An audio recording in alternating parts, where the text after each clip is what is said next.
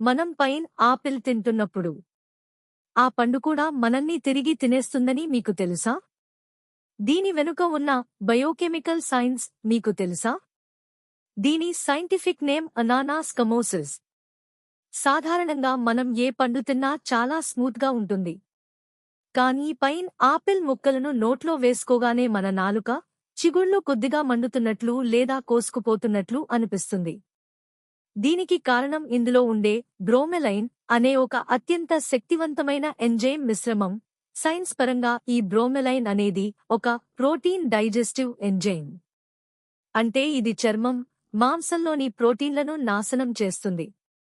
మనం ఈ పండును నమిలినప్పుడు ఈ ఎంజైమ్ మన నాలుకపై ఉండే కణాల ప్రోటీన్లను తాత్కాలికంగా కరిగించడం స్టార్ట్ చేస్తుంది.